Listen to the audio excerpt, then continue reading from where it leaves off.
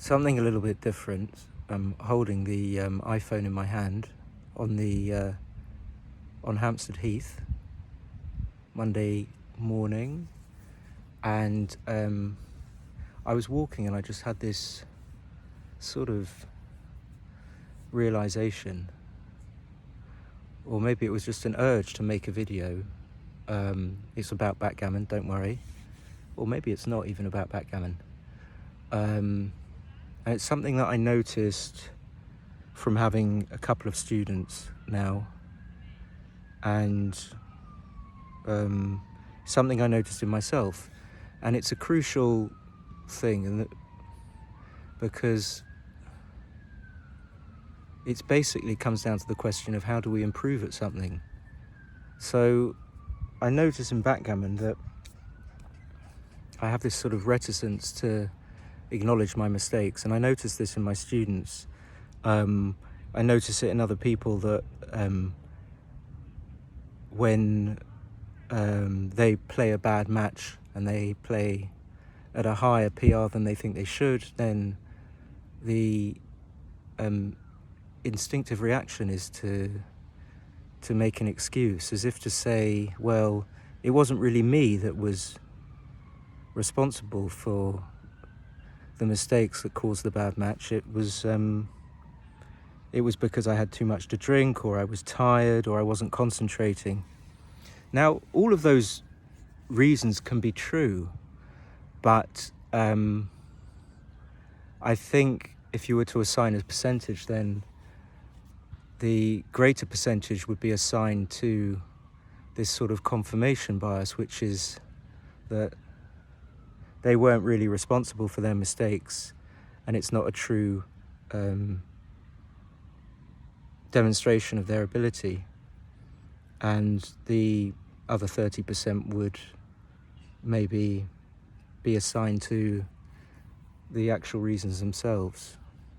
And so if I get down to detail, so just talking about backgammon, but I suppose you could apply this to other areas in life. In backgammon, we have this computer software, and so let's say that you're of the mindset that you accept that the computer software Extreme Gammon knows best. Then when you input your match into the computer and then it tells you how you played, then you accept that what it says is correct. And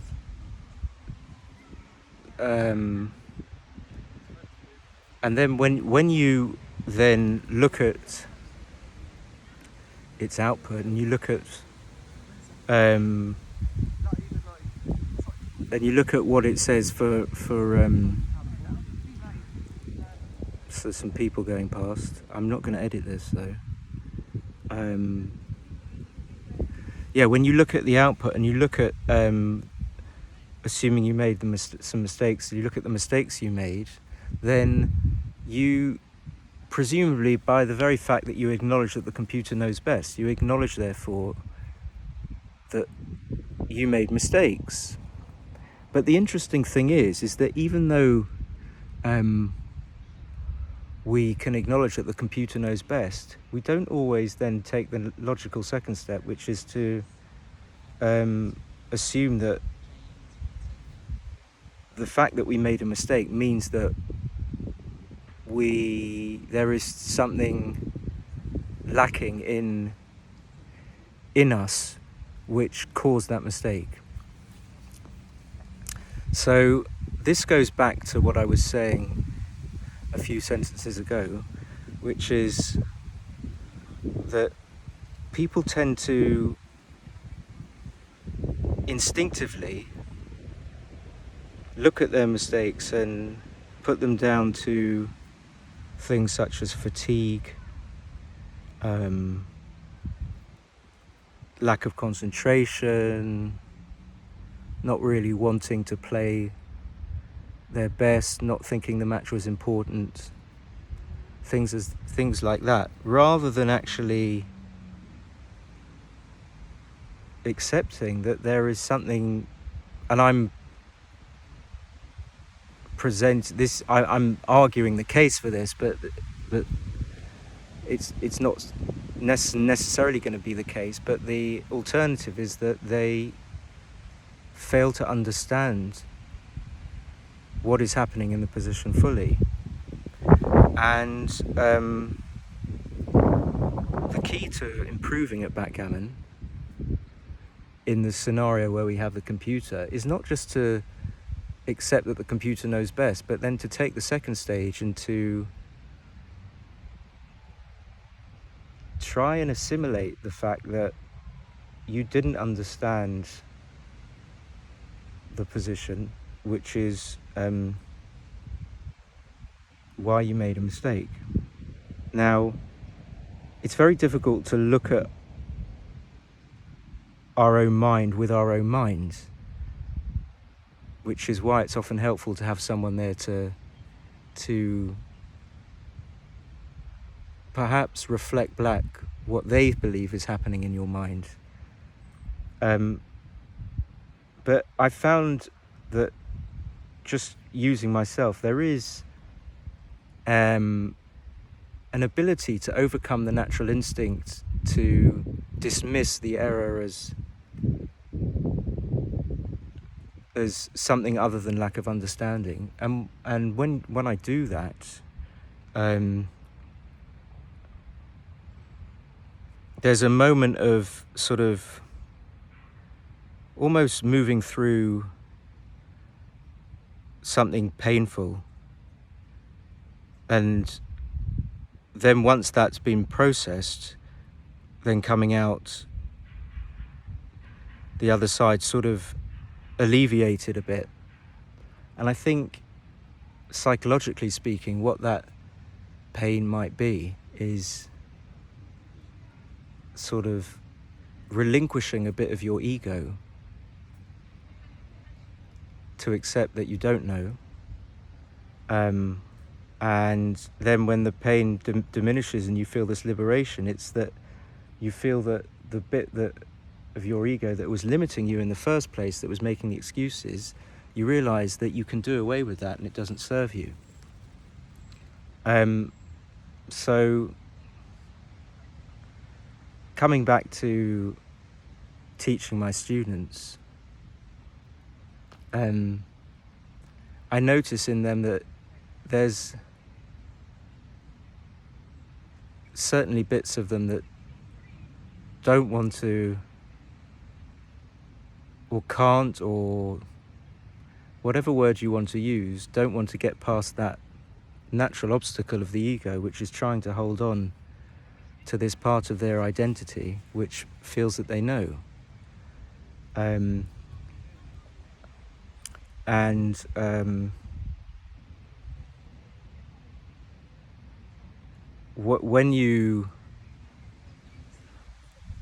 When you see that in the other person, it's easy enough because you're not them, so you don't have that natural inclination to hold on to what you think you know. And so it's easy for you to stand at the sides and look on and see that they're holding on. But when it comes to you, when it comes to me doing that, then it's impossible for me to say whether I'm holding on to that part of my ego which thinks it knows best or not. And to try and speak a bit more concretely, because this is about backgammon and about extreme gammon. So imagine you've just analysed a game and it comes up with the PR, and initially you look at the PR and your ego definitely sort of is drawn to the PR as some sort of sacrosanct thing, some sort of thing which deserves an enormous amount of weight. And I mean, I know it definitely doesn't, but whether or not and to what extent we can ignore the weight that the PR on the screen has has given our play in the match. Whether or not we can actually ignore that, whether we're able to do that, is a totally different matter. I mean, in practice, it's very difficult. But let's say you see the PR on the screen, then you click on the OK in the OK click box, and then comes to looking through. Now, some players might sort of quickly have a scroll through, or they might not have time. They might look at a play and see that it's only 0.03 and think, well, that's not important because it's not that big. And they might be right to do that. They might not be. They might be right to concentrate on the big blunder in game 2. And all sorts of interesting things can happen in the moment when we're analysing that game. All sorts of bits of our natural makeup which tend to want us to believe some things rather than others. But a few things come up. So often we can make the right play and move on without looking at it, without considering it, thinking that we've got the better of that position. We know it backwards. But of course, we might have only made the right play just out of luck. I had a student yesterday who took some time over a double one and ended up making the right play. But I would say that he was torn between two decisions, and the chances of him making one or the other were about 60-40. So he only chose the right play mainly out of luck, or that he was 4 times in 10 he would have chosen the wrong play, 6 times in 10 if he would have chosen the right play. And so if you continue that logic and you look at anything in backgammon as being a complete ownership and owning up of what you don't know, then you're on the right path. So where was I? So yeah, I wanted to talk about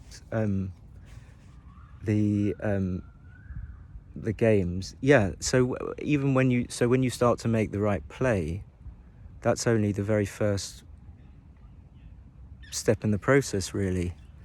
The second step in the process is to try and look back and see what you were thinking when you made that play, and try and evaluate how well, let's say you can do it on a scale of 1 to 10, how well you understand the position, how sure you were that was the right play.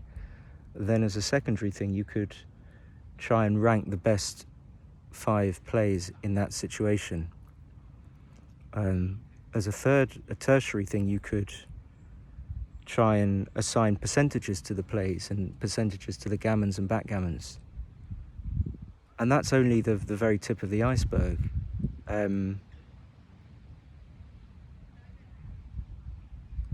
And although backgammon's only one thing, and it's just one game in amongst a multitude of games, a multitude of activities that human beings can pursue at any one time, and it's clearly only of relative importance. The point is that when you pursue something and your mind is not able to let go of what you really want to think that you know, then it's very difficult to improve and change your habits and change what you have always done. And it's interesting, I only just used the word habits. I mean, I haven't thought about what I'm going to say at all, so it's a bit rambling, but that's basically what the whole thing comes down to.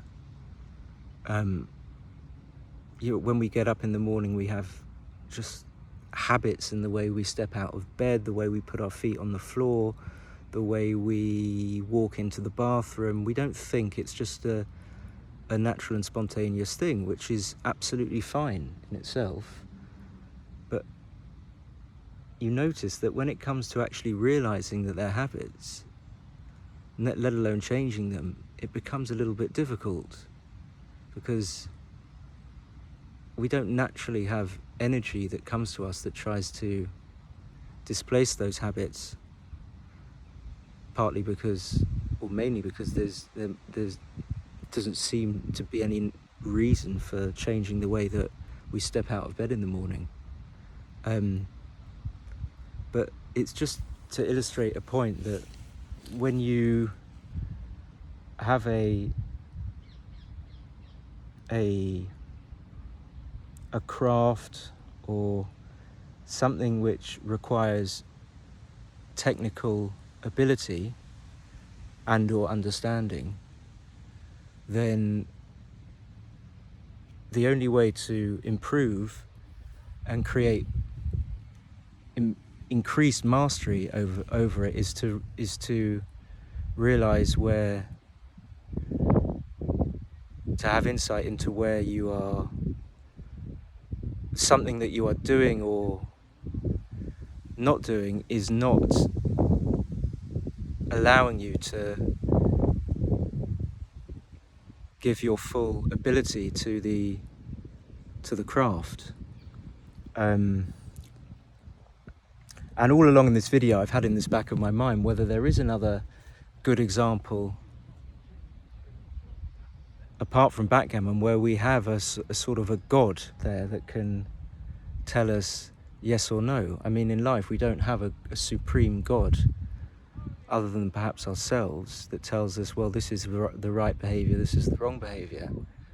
But when we have something that many of us have good evidence to accept as being the god, then there seems to be no good reason for resisting what it says and looking in, just having a little inquiry into our minds and our techniques, sorry, not our techniques, our habits, and just try and identify what we're not seeing and what we're struggling with. And now, of course, another difficulty with doing that is that we might be subconsciously aware of all the things that make up that difficulty. So, for example, we might not want to look at a checker play where we could hit from our anchor for too long but leave lots of shots, because we might know subconsciously that we have trouble counting shots. So the instinct would be just to play it really quickly so that you don't have to get into that discomfort in your body, which would be caused by looking at the number of shots when you know you don't know it, or you're judging yourself that you don't know it. So you would tend to try and fast forward the situation and make any old play, whether one's right or not. And that's another a topic in itself, that the things that we fear we might well have some sort of unconscious awareness of, and therefore the thing at the top of the pyramid or the iceberg that's poking out the surface, we don't want to look at, because we know that there's a whole host of things at the bottom which we think, erroneously of course, that we won't be able to unravel. But I'm a full believer that all of the things at the bottom can be unraveled. I mean, everything takes time, but if we're not willing to unravel them, if we're not willing to go into our processes and look into what was happening with us in the moment when we made this 4-2 play where we made the point instead of whatever, if we're not looking at literally trying to gauge what's going in our body and how we're breathing and all things that are kind of people would accept a part of a meditative practice, but you have to really do those things with everything you do in life. You have to bring awareness. So I have sort of, while I'm talking in this video, I have a little bit of an awareness of my body and some sort of discomfort in my shoulders, but not, because a lot of my energy is taken by my mind and sort of processing and trying to work out what I'm going to say, there's not much awareness left for my body. And well, that's good. That's something that I just became aware of. And other things I'm aware of is how long I'm going to talk without boring and not really knowing what to say. And so all these things that we're scared of being judged for and not being liked, and all these things can come into something as simple as a trivial game as backgammon. So if anyone gets to the end of this, big congratulations. I love giving lessons, and as long as people are willing to accept what's really going on for them and take responsibility and not make excuses, and as long as I'm willing to do that, and I hope I continue to be, and I hope I can be open to feedback from others. That's the difficult thing. It's always easy to do this in a bubble. Yeah, I hope everyone's well. Bye.